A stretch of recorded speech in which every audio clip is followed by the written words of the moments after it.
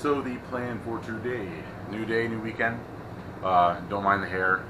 I'm like way deep into this quarantine life and no haircut for like probably 2 months now. So I started looking like, you know, the Wolverine after a little while.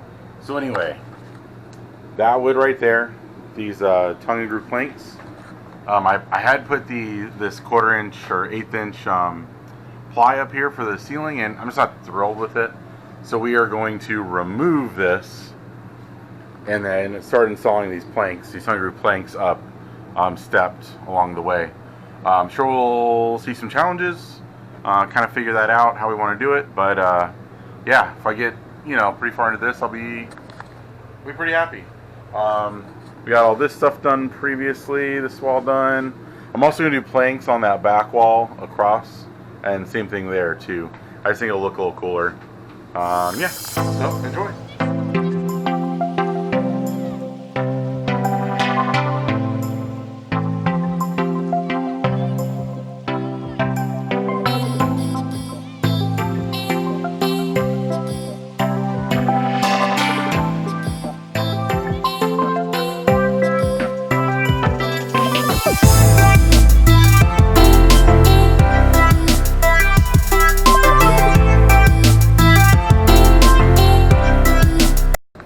So now that I kind of figured out the process I'm going to do, I've actually never done tongue and groove like this before. I did the floors, which are tongue and groove floors, so I basically have the concept and know what I'm doing, but not something like this. So I'm actually measuring out and marking these holes since it's going to be finish work. I want it to look clean, you know. So the other thing I did was I took this just spare 2x4. You don't want to actually, I mean, I was doing it and I stopped. You don't want to actually hammer on the tongues. I think it's the tongues. I forget which is the tongue and the grooves, but because you'll damage them, and then the next part won't line up well. So this 2x4 was perfect. I could wail on this, you know, pretty much no problem, and it really cinched up the seam in here real nice. So you can kind of see. And again, because it's finish work, I'm being really, you know, more meticulous about, you know, getting my alignments for my, you know, screws and everything.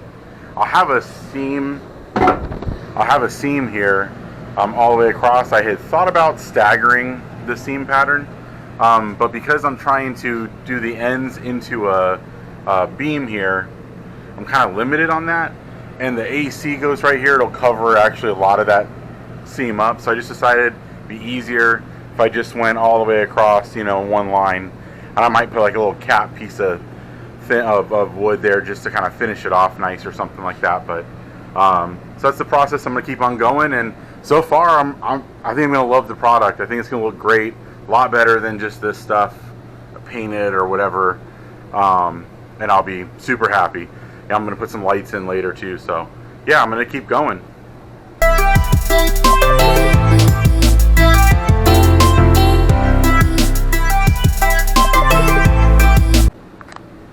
Okay, so something else I just noticed.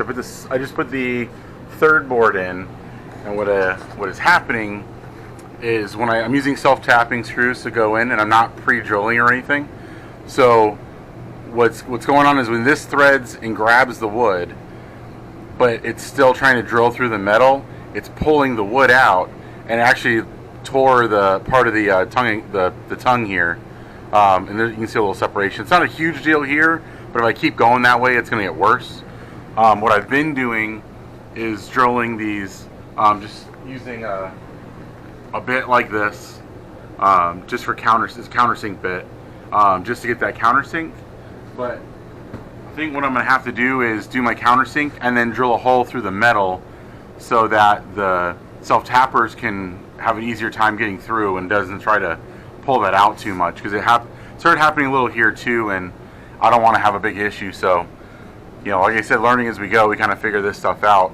Something else I'm doing to kind of show you, this speed square, doesn't matter if I'm doing woodwork, metalwork, like whatever, it's my favorite tools.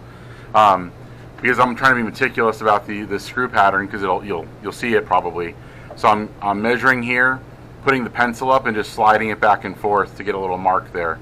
Same thing here, but I'm telling you, I mean, millions of people talk about these, but it really is, like I said, metalwork, woodwork, whatever, my favorite tool, one of in my garage. I started switching actually to these Milwaukee drills and stuff too. They're super powerful and I'm really loving them. So anyway, back to work.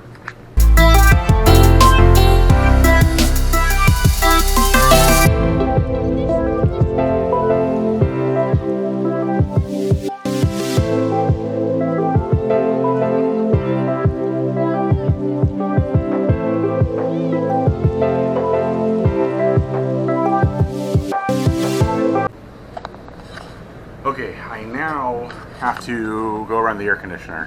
Everything else is pretty clear sailing in the front from the AC forward, but going back I got to contend with a couple things. The emergency door exit, which I'm leaving in the roof, and the AC. So I need to basically bring the piece of wood up to here, then come around up to here and back.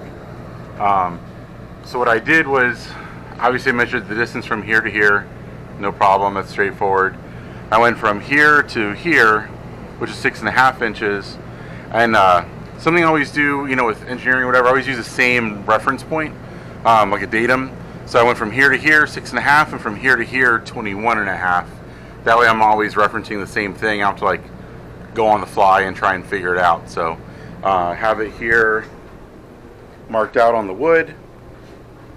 My 6.5, 21.5, and 1.25 here, and I always put X's where I want to cut because, well, I've messed that up too many times and cut the wrong side. So what we'll do is we'll notch that out. I'm going to put it up real quick and make sure that it is correct and it's all lined up. Looks generally like it lines up right, and then we'll put it up.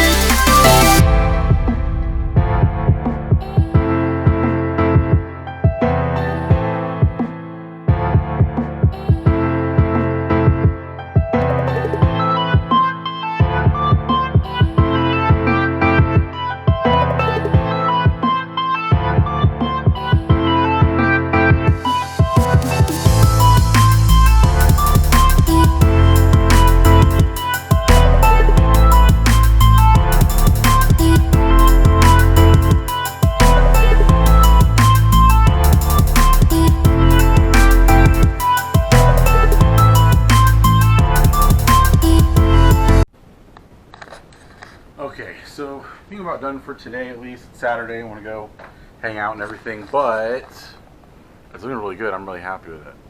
Way better than just that quarter ply that I was using. I think it's going to look really nice.